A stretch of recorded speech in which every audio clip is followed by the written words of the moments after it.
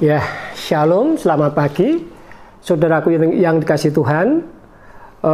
Tiba saatnya kita bersama-sama berkumpul di gereja. Biasanya hari Sabtu kita mengadakan persekutuan doa pagi karena situasi yang kurang bersahabat dengan kita, sehingga persekutuan kita dengan cara online.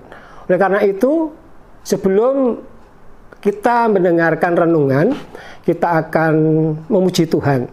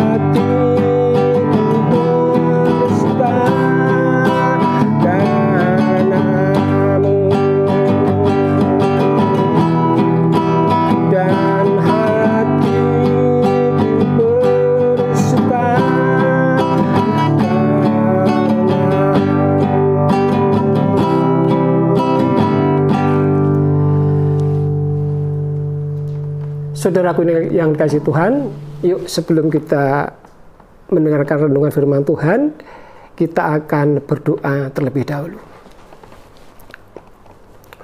Tuhan Yesus, Allah kami yang sangat baik, kami mengucap syukur pada saat pagi hari ini ya Tuhan. Engkau sudah mempertemukan kami satu dengan yang lain, walaupun kami sangat berjauhan tempat kami, karena situasi yang kurang menguntungkan kepada kami sebagai anak-anak Tuhan, yang biasanya kami berkumpul di tempat-Mu, di ruangan Yerusalem untuk bersama-sama menyembah, untuk bersama-sama memuji Engkau. Tetapi karena situasi yang kurang baik, kami harus mendengarkan firman Tuhan secara online. Biarlah ini tidak menjadi kekurangan bagi kami untuk kami tetap setia kepada Tuhan. Kami menyerahkan semuanya ke tangan Tuhan, firman Tuhan.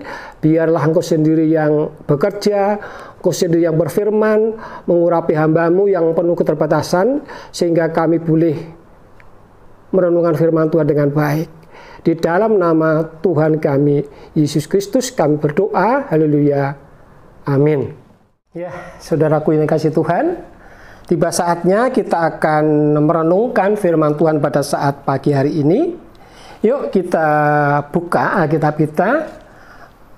Kita buka di dalam Titus yang kedua, ayat 1 sampai ayat yang ke-10.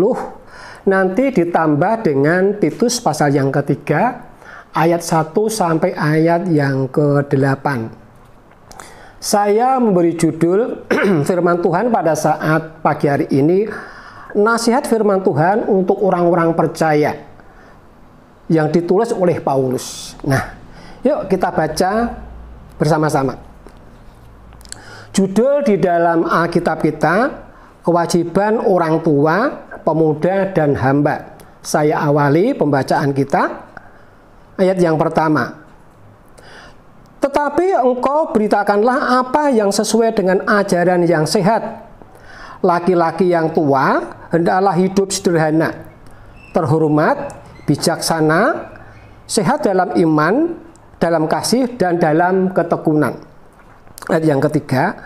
Demikian juga perempuan-perempuan tua, hendaklah mereka hidup sebagai orang-orang beribadah. Jangan memfitnah, jangan menjadi hamba anggur, tetapi cakap mengajarkan hal-hal yang baik. Dan dengan demikian mendidik perempuan-perempuan muda mengasihi suami dan anak-anaknya, hidup bijaksana dan suci, rajin mengatur rumah tangganya, baik hati dan taat kepada suaminya, agar firman Allah jangan dihujat. Ayat yang ke-6, demikian juga orang-orang muda, nasihatilah mereka supaya mereka menguasai diri dalam segala hal. Dan jadikanlah dirimu sendiri suatu teladan dalam perbuatan baik. Hendaklah engkau jujur dan bersungguh-sungguh dalam pengajaranmu. Sehat dan tidak bercela dalam pemberitaanmu, sehingga lawan menjadi malu, karena tidak ada hal-hal buruk yang dapat mereka sebarkan tentang kita. Ayat yang ke-9, hamba-hamba hendaklah taat kepada tuannya dalam segala hal, dan berkenan kepada mereka, jangan membantah. Ayat yang ke-10, jangan curang, tetapi hendaklah selalu tulus dan setia, supaya dengan demikian mereka dalam segala hal memuliakan ajaran Allah, Juru Selamat kita. Selanjutnya, ayat yang ke-1 dan ayat yang ke-8 di dalam pasal yang ketiga. Ayat yang pertama, ingatkanlah mereka supaya mereka tunduk pada pemerintah dan orang-orang yang berkuasa, taat dan siap untuk melakukan setiap pekerjaan baik. Kemudian ayat yang ke-8, perkataan ini benar dan aku mau supaya engkau dengan yakin melakukannya, agar mereka yang sudah percaya kepada Allah sungguh-sungguh berusaha melakukan pekerjaan yang baik. Itulah yang baik dan berguna bagi manusia. Nah, Saudaraku yang dikasihi Tuhan, memang saat-saat sekarang kita tidak bisa berkumpul secara resmi begitu ya, karena situasi yang kurang baik bagi kita. Kita harus patuh dan taat kepada pemerintah. Nah, kita tidak bisa beribadah secara langsung di ruang Yerusalem, tetapi kita diberi kesempatan untuk mendengarkan firman Tuhan, untuk mendengarkan renungan. Renungan saya yaitu tentang nasihat firman Tuhan untuk orang-orang percaya yang ditulis oleh Paulus. Surat Paulus ini yang ditujukan kepada Titus, anak rohaninya begitu ya, sekitar tahun 65 sampai 66 Masehi begitu. Titus ini memang bukan bangsa Yahudi, bukan keturunan bangsa Yahudi. Ini adalah orang Yunani. Dia bertobat karena memang dia menerima firman Tuhan, hasil pemberitaan firman Tuhan yang disampaikan Paulus. Titus ini memang tidak jauhnya dengan Timotius. Dia pemuda yang setia di dalam pelayanannya. Begitu pula Timotius. Memang perbedaannya cuman kalau Timotius ini istilahnya Indo begitu ya, antara Yahudi dengan Yunani begitu ya.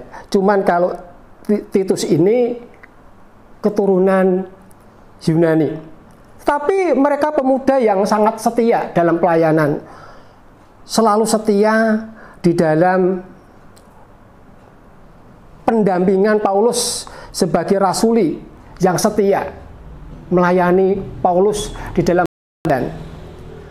Saudaraku yang dikasihi Tuhan, nasihat-nasihat yang ditulis oleh Paulus ini sangat lengkap sekali.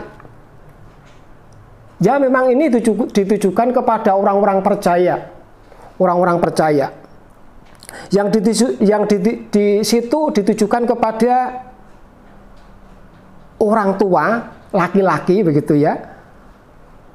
Juga kepada ibu-ibu tua. Kalau orang tua laki-laki, kakek-kakek. Kalau perempuan-perempuan tua, nenek-nenek begitu ya. Ibu-ibu kepada ibu-ibu muda, kepada pemuda-pemuda, sekaligus kepada kita sebagai warga negara. Nah, ayat yang kita lihat di dalam ayat pasal yang kedua, pasal yang kedua ayat yang kedua ini berkata demikian. Laki-laki yang tua hendaklah hidup sederhana, terhormat, bijaksana, sehat dalam iman, dalam kasih, dan dalam ketekunan. Nah, ini ditujukan kepada laki-laki tua. Laki-laki tua artinya kepada kakek gitu ya, kakek-kakek. Supaya mereka itu hidup sederhana. Tidak neko-neko. Kalau ada orang tua yang neko-neko, wah itu kurang cocok, kurang pas gitu ya. Terhormat. Kasihan saya kalau melihat orang tua yang tidak dihormati oleh anaknya, cucunya, bahkan orang lain. Memang harus dihormati sebagai orang tua. Bijaksana. Memang sebagai orang tua yang boleh dikatakan sebagai kakek begitu ya, itu menjadi kakek yang bijaksana, yang harus bisa memberi teladan kepada anak-anaknya, kepada cucunya, anak keturunannya. Itu sebagai kakek orang tua begitu ya. Sehat dalam iman. Nah, kita sebagai anak-anak Tuhan sehat dalam iman itu sangat penting sekali. Apalagi terhadap kakek yang harus memberi teladan kepada anak-anaknya.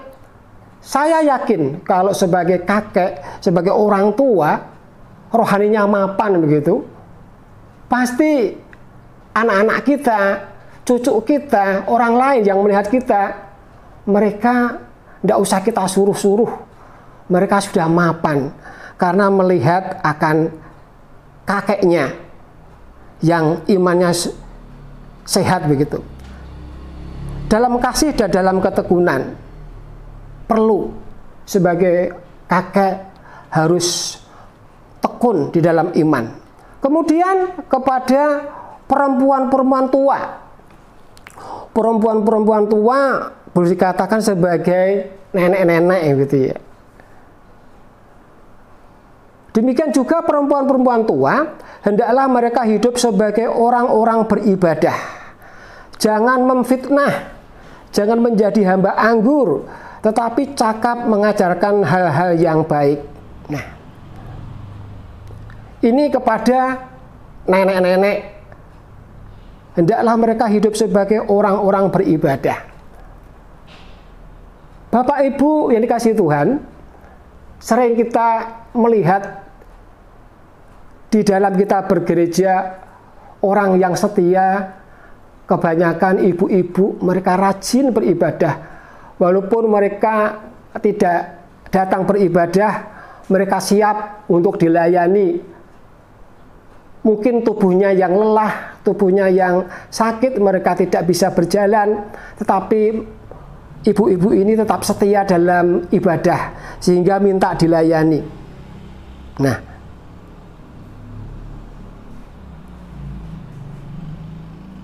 jangan memfitnah. Nah, sebagai nenek-nenek harus juga menjadi teladan yang baik, bisa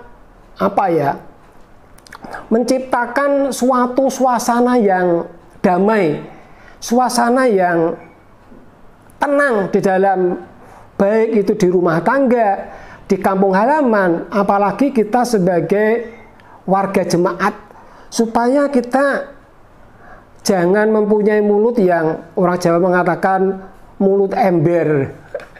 Tidak enak didengar ya, mulut ember, suka memfitnah. Jangan menjadi hamba anggur. Hamba anggur, kalau saya lihat yang menjadi hamba anggur itu bukan kebanyakan perempuan, tetapi yang banyak itu adalah kaum laki-laki begitu. Tetapi cakap mengajar hal-hal yang baik. Nah, biasanya di dalam keluarga si nenek ini yang sudah mempunyai cucu, mempunyai anak, cerewet kepada anak-anaknya, kepada cucunya.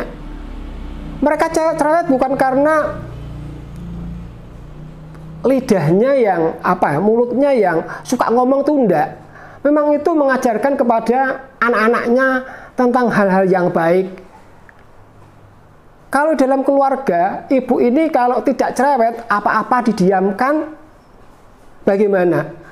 Situasi keluarga malah tidak karuan. Memang sebagai, mungkin itu di dalam keluarga ada anak-anak, ada cucu, ada orang lain. Kalau hal-hal yang tidak baik tidak dicereweti, wah itu tidak karuan. Makanya perlu mengajarkan tentang hal-hal yang baik. Dikatakan kalau orang bilang ibu yang cerewet. Dan dengan demikian, dan yang keempat, mendidik perempuan-perempuan muda mengasihi suami dan anak-anaknya. Nah, ini juga ditujukan kepada para ibu-ibu muda. Tadi ditujukan kepada kakek-kakek, nenek-nenek. Dan ini juga ditujukan kepada perempuan-perempuan muda, supaya mengasihi suami dan anak-anaknya. Memang dalam keluarga perlu adanya kasih sayang, diikat dengan kasih sayang, dengan cinta, begitu. Kalau di dalam keluarga tidak ada kasih sayang, nah, makanya di sini ibu-ibu muda supaya mengasihi suami dan anak-anaknya. Memang itu perlu, harus di dalam keluarga harus ada kasih sayang, kepada suami dan anak-anaknya. Kalau tidak seperti itu, bagaimana keluarga itu? Kesejahteraan negara dimulai dari keluarga-keluarga. Yang berikutnya, kepada ibu-ibu muda tadi. Hidup bijaksana dan suci, rajin mengatur rumah tangganya, baik hati dan taat kepada suaminya, agar firman Allah jangan dihujat. Nah, ibu-ibu muda hidup bijaksana dan suci. Bijaksana di dalam keluarga sangat penting sekali. Sangat menentukan kebahagiaan keluarga kalau ibu ini sangat bijaksana. Banyak sekali, saya tidak bisa menjelaskan secara detail, tetapi saya percaya kepada siapa saudara-saudaraku yang mendengarkan firman Tuhan ini, ibu bijaksana ini sangat penting sekali. Rajin mengatur rumah tangganya, apalagi ini dalam rumah tangga. Harus rajin sebagai ibu rumah tangga.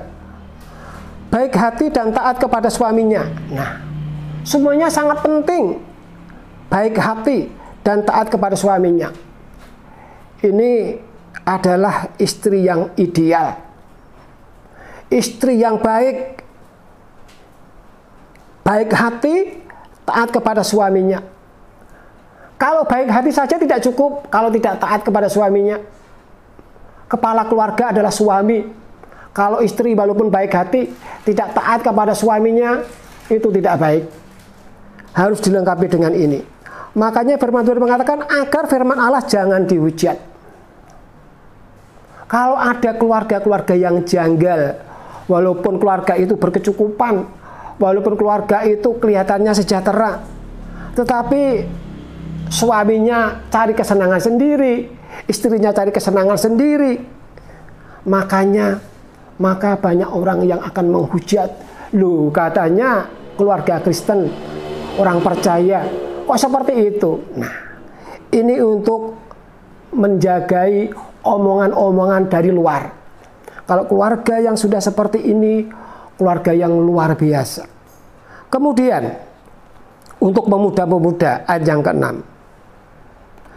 Demikian juga orang-orang muda, nasihatilah mereka supaya mereka menguasai diri dalam segala hal. Firman Tuhan sungguh sangat luar biasa sekali, lengkap sekali. Tidak hanya kepada orang tua, laki-laki atau orang tua perempuan, kepada ibu-ibu muda, tetapi juga kepada para pemuda. Supaya mereka bisa menguasai diri dalam segala hal.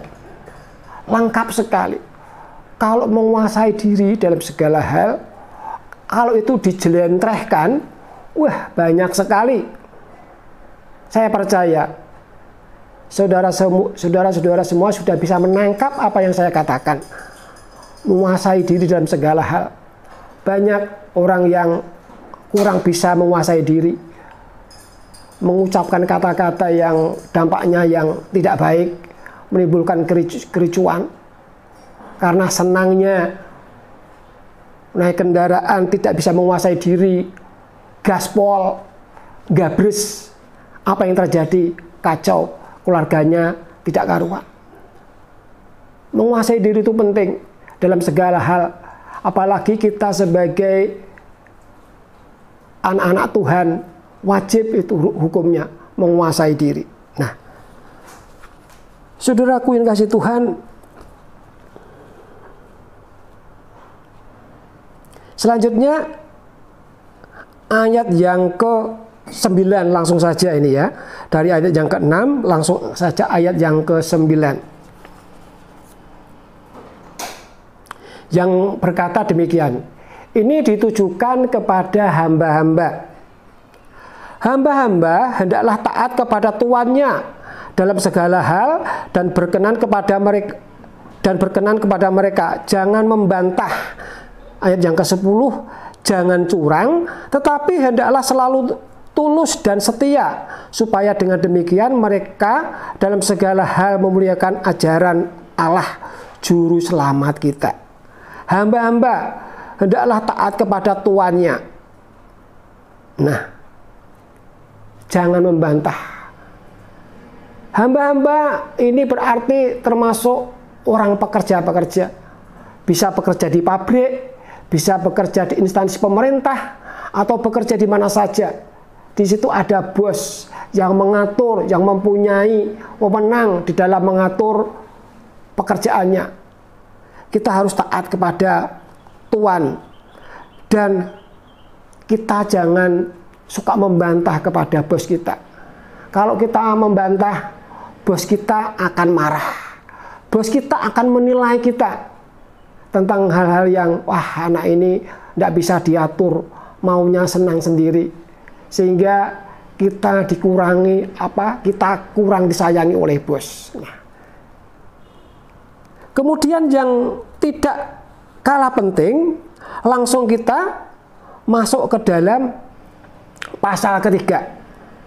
Pasal 3 ayat yang pertama saya bacakan untuk saudara. Ingatkanlah mereka supaya mereka tunduk pada pemerintah dan orang-orang yang berkuasa, taat dan siap untuk melakukan setiap pekerjaan yang baik. Nah, yang sangat penting di sini adalah korelasinya dengan ayat, dengan situasi sekarang ini, supaya kita tunduk kepada pemerintah. Supaya kita tunduk kepada pemerintah dan orang-orang berkuasa.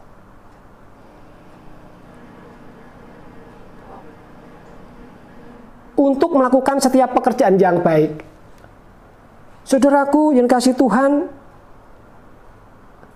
saat-saat sekarang situasi memang mengglobal ya, tentang corona yang terjadi saat-saat sekarang. Gereja kita sudah memberi teladan bagi kita.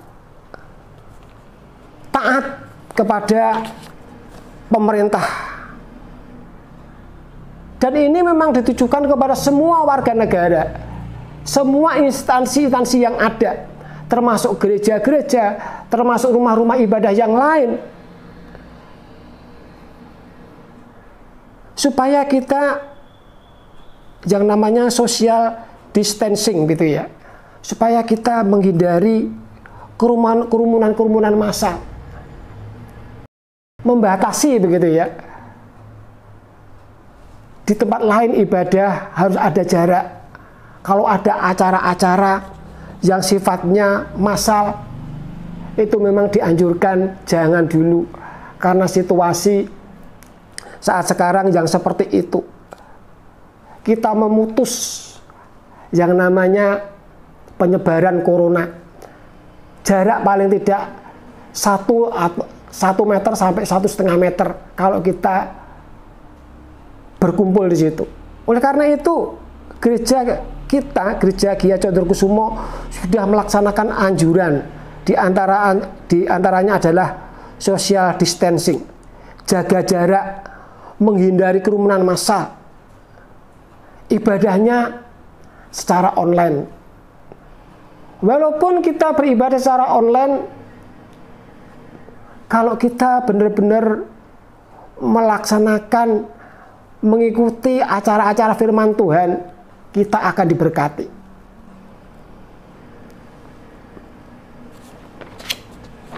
Untuk tujuannya apa? Untuk melakukan setiap pekerjaan yang baik. Melakukan setiap pekerjaan baik. Saudaraku yang dikasihi Tuhan, yang berikutnya, ayat yang ke-8, saya bacakan untuk saudara. Perkataan ini benar, dan aku mau supaya engkau dengan yakin menguatkannya, agar mereka yang sudah percaya kepada Allah sungguh-sungguh berusaha melakukan pekerjaan yang baik. Itulah yang baik dan berguna bagi manusia. Nah, supaya kita percaya, sebagai orang-orang percaya, supaya kita sungguh-sungguh berusaha melakukan pekerjaan yang baik.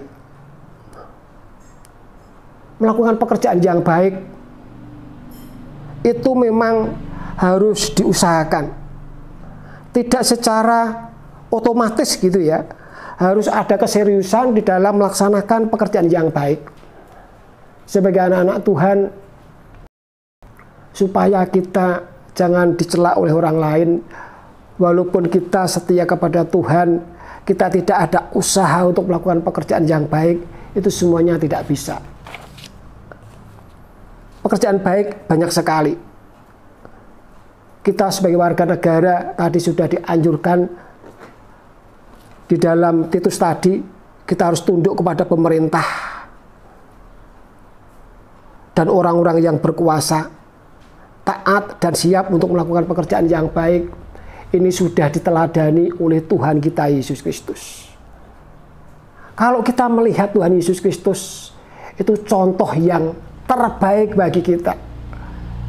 Ketika dia dianiaya, dia tidak menghujat, dia mengikuti apa yang mereka lakukan. Dia sebagai anak Allah tunduk kepada Allah, Sang Pencipta langit dan bumi. Sebagai anak dia turut, dia mengikuti apa maunya. Dan begitu pula firman Tuhan mengajarkan kepada kita supaya kita juga tunduk kepada pemerintah, taat dan siap untuk melakukan pekerjaan yang baik. Ini sudah dilakukan bagi gereja kita. Di antaranya penyemprotan dengan disinfektan. Bangku-bangku gereja dilap dengan disinfektan, disemprot, dan setiap kita beribadah dianjurkan supaya jaga jarak. Dianjurkan memakai masker. Dan kita harus mengikuti aturan-aturan yang ada karena memutus penyebaran corona. Cuci tangan, pakai sabun setelah kita bepergian, sebelum kita masuk rumah. Dengan demikian, anjuran-anjuran itu harus kita lakukan. Karena itu anjuran-anjuran pemerintah. Kita taat kepada pemerintah. Pemerintah adalah wakil daripada Tuhan. Kalau kita wujudkan itu, ini semua adalah kita taat kepada firman Tuhan dan kepada pemerintah. Kiranya firman Tuhan yang renungan yang begitu singkat ini boleh memberkati kepada kita semua. Tuhan Yesus memberkati. Amin. Saudaraku yang dikasihi Tuhan, kita juga karena hari ini tanggal 18 pas ulang tahunnya Bapak Budi Prabowo, suami daripada Ibu Harti,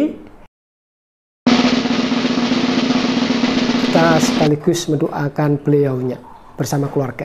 Yuk kita berdoa. Tuhan Yesus yang sangat baik, kami mengucap syukur pada saat pagi hari ini kami boleh mendengarkan renungan singkat. Ini semua karena anugerah Tuhan. Ini semua karena pertolongan Tuhan. Walaupun kami tidak bisa berkumpul secara langsung, tetapi kami bisa menyatukan hati pikiran kami melalui Roh Kudus-Mu, sehingga kami boleh mendengarkan renungan dengan baik. Pada saat pagi hari ini kami juga berdoa untuk Pak Bowo, suami daripada Ibu Harti, Engkau memberkati dalam kehidupannya. Sebagai imam di dalam keluarga, Engkau selalu memberikan pertolongan, memberikan kesehatan, memberikan hati damai, hati yang bijak sebagai seorang suami. Engkau memberkati usahanya, memberkati pekerjaannya, setiap pergumulan-pergumulan secara pribadi, setiap doa-doa yang dinaikkan kepada Engkau. Engkau Allah kami yang maha mendengar dan Engkau Allah kami yang mengabulkan. Berkati Pak Bowo, berkati Ibu Harti, berkati Vero, berkati saudara-saudaranya. Sepenuhnya Tuhan, Pak Bowo kami serahkan kepada Tuhan.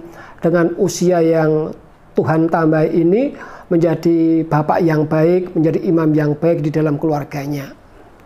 Berikutnya Tuhan, kami mengucap syukur pada saat pagi hari ini, di mana kami sudah mendengarkan renungan firman Tuhan. Kami percaya apabila ada sesuatu hal yang kurang pas, kurang tepat, Engkau sendiri yang menyempurnakan. Engkau Engkau sendiri yang campur tangan, dan Roh Kudus yang bekerja melalui hamba-Mu, karena kami sangat terbatas, tetapi kuasa Tuhan tidak terbatas, walaupun kami dibatasi oleh tempat yang berjauhan. Terima kasih Tuhan, terima kasih. Kami selanjutnya berdoa untuk gereja Tuhan, di mana kami ada di dalamnya sebagai warga jemaat, sebagai anggota jemaat.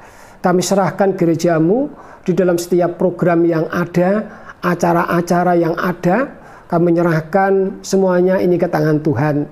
Engkau berkati akan gembala jemaat kami, Bapak Pendeta Samuel Priyotomo, penatua, majelis, seluruh para aktivis, seluruh jemaat Tuhan yang ada. Kami percayakan sepenuhnya kepada Tuhan. Walaupun kami tidak bisa bertemu secara langsung, tetapi gereja Tuhan ini melayani secara online. Kami tetap kuat iman kami tetap teguh iman kami, tidak goyah, tidak menyimpang ke kanan atau ke kiri. Kami tetap lurus kepada jalan, yaitu Engkau sendiri. Terima kasih untuk semuanya ini Bapak, terima kasih. Kami mengucap syukur untuk semuanya ini. Di dalam nama Tuhan kami, Yesus Kristus, kami berdoa, haleluya. Amin.